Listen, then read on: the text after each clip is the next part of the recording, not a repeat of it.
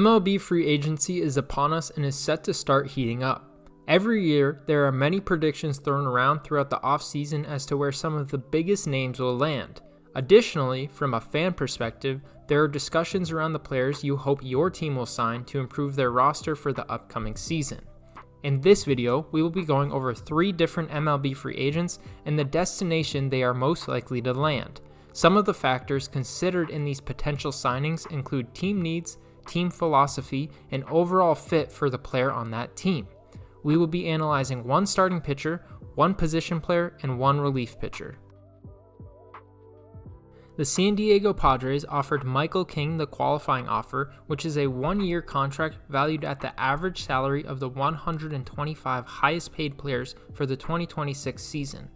This year, it is valued at just over $22 million. I think now would be a great time for King to test free agency though, with his projected market value at nearly $23 million of average annual value.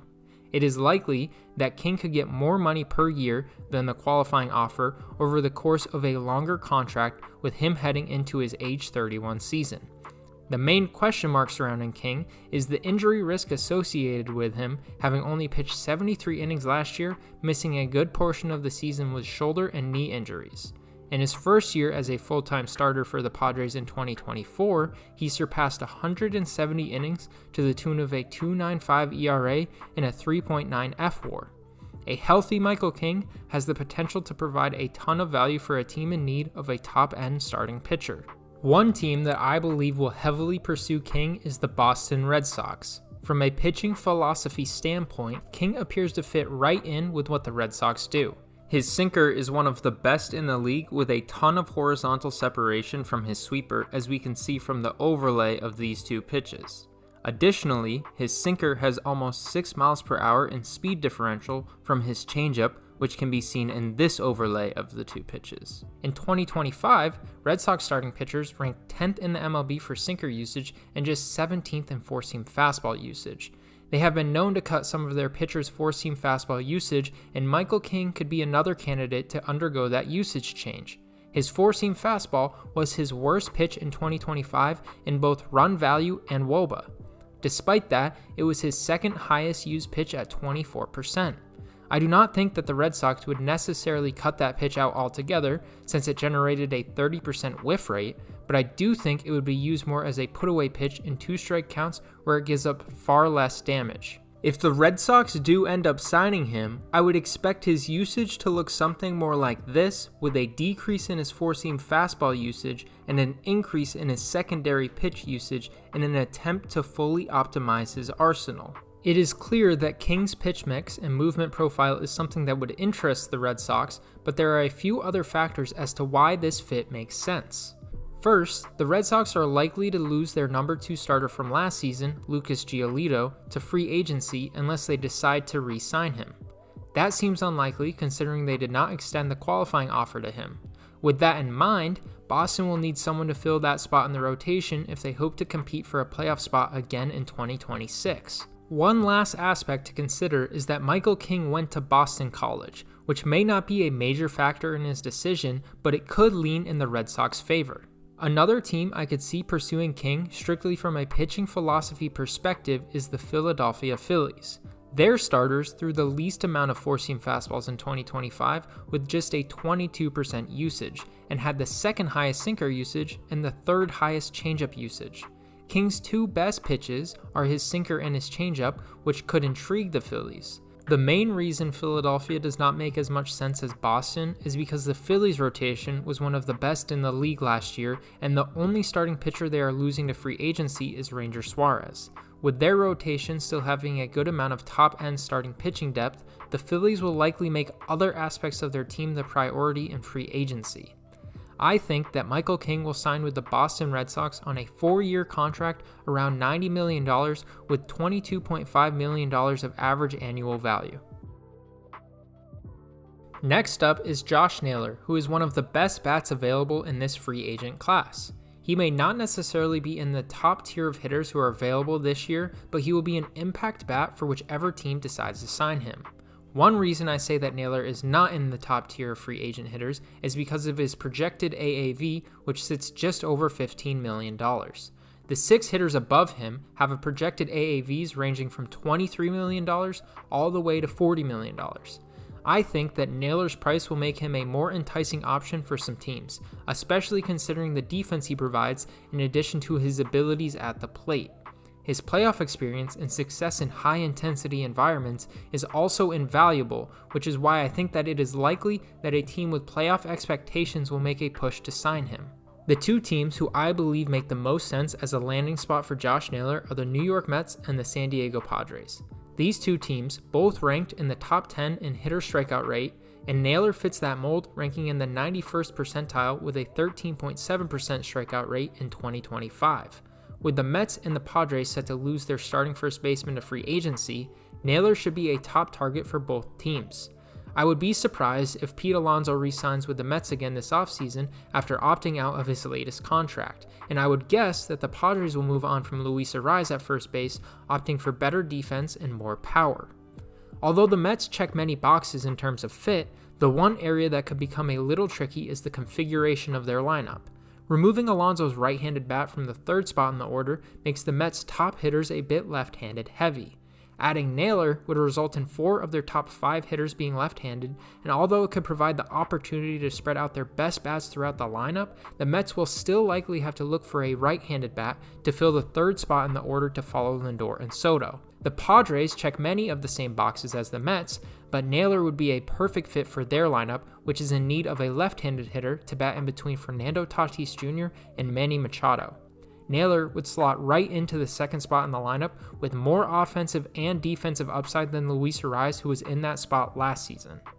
Either of these teams could be frontrunners to acquire Josh Naylor, but I think that the San Diego Padres are the best fit and will sign him to a 5-year contract around $85 million with $17 million of average annual value and a mutual option for the 5th year. A quick editor's note, Josh Naylor reportedly agreed to a 5-year contract with the Seattle Mariners before I could post this video. This was obviously a bit earlier than I expected him to sign, but the Mariners made it a priority to bring him back as quickly as they could. Though the team I projected him to go to was incorrect, the analysis I provided still applies and actually gives some insight as to why the Mariners wanted to re-sign him. I mentioned that the Padres and the Mets both had top 10 hitter strikeout rates in the MLB last season, which is why I believed that Naylor would fit in with their team hitting philosophy. The case for Seattle is a bit different. Naylor's contact skills will provide a boost to a Mariners lineup that had a 23% strikeout rate in 2025, which ranked 24th in the MLB during the regular season. Instead of being added to a team fully bought into a contact approach, Naylor will be tasked with balancing out a lineup built around players who hit for power but swing and miss at a higher rate. As for the Mets and the Padres, they both missed out on probably the best option to fill their first base needs and will have to look elsewhere this offseason. 2 teams that could use some help in their bullpen for the upcoming season are the Los Angeles Dodgers and the New York Yankees. Although the Dodgers are coming off of their 2nd consecutive World Series, their bullpen was a major concern for them in the regular season and throughout the playoffs. They ranked 21st in reliever ERA during the regular season and 28th in right-handed reliever ERA. The Yankees bullpen struggled at times too, ranking 23rd in reliever ERA and 21st in right-handed reliever ERA. The biggest reason that the Yankees will need to add to their bullpen is due to the fact that they could potentially lose 5 relief pitchers to free agency, including Devin Williams and Luke Weaver, who combined for over 125 innings in 2025. A free agent reliever who would fit with either of these teams is Shelby Miller. Miller will be going into his age 36 season and is projected to receive a contract in the area of $1 million of average annual value. The upside here is obvious if Miller can continue to build on his success from last season, where he struck out 54 batters across 46 innings of work with a 2.74 ERA and a 3.44 FIP. Miller had one of the better four-seam fastballs out of the bullpen last season, with some of that success due to his ability to gain 1.5 miles per hour on the pitch from 2024 to 2025. In 2025, his fastball averaged 95.1 miles per hour with close to 18 inches of vertical break, resulting in a run value of 8 with just a 261 WOBA against. He threw his fastball over 60% and paired it with a splitter that he threw at nearly a 30% rate. His splitter generated a 45% whiff rate and had a 245 wOBA against. This combination, with the occasional sweeper that he threw 8% of the time, resulted in an elite chase rate, whiff rate, and strikeout rate in 2025. Although it is important to have pitchers who create different looks in a bullpen, Miller's arsenal is similar to what the Yankees and Dodgers often look for in terms of a movement profile standpoint. Miller creates both vertical separation and speed differential between his fastball and splitter. If we look at some of the Yankees relievers from last season, there is a clear trend with some of their pitchers following the same type of model. Fernando Cruz, who the Yankees picked up from Cincinnati last offseason, relies heavily on his splitter, which had the highest whiff rate among all splitters in the MLB last season at 56%. Its unique shape is the major reason that this pitch has so much success, but he pairs it with a four-seam fastball that averages over 17 inches of vertical separation and 13 miles per hour in speed differential. David Bednar, who the Yankees acquired at the 2025 trade deadline, throws a curveball to go with his fastball and splitter, and his splitter allowed the least amount of damage of those three pitches. He averages close to 13 inches of vertical separation between his fastball and splitter with a 5 mile per hour speed differential. Two more relievers who had a similar fastball and off-speed heavy approach for the Yankees were Luke Weaver and Devin Williams. Although they both throw changeups instead of splitters, the same concept applies with the vertical separation and speed differential they create between their fastball and changeup. Moving over to the Dodgers, Yoshinobu Yamamoto, who is their best pitcher this year, threw a four-seam fastball and a splitter as his two primary pitches. Since he is a starter, he tends to mix in his other pitches a bit more, but his fastball and splitter complement each other very well. The Dodgers added Kirby Yates via free agency last year, and although his season was shortened due to an injury, his two pitches followed the same trend of vertical separation and speed differential. Roki Sasaki, who was converted to the Dodgers closer throughout the playoffs after returning from injury, thrived with his fastball splitter combination out of the bullpen. There are a couple of notes here. First, his splitter is a bit of a unicorn when it comes to its shape, but the vertical separation and speed differential from his fastball still applies.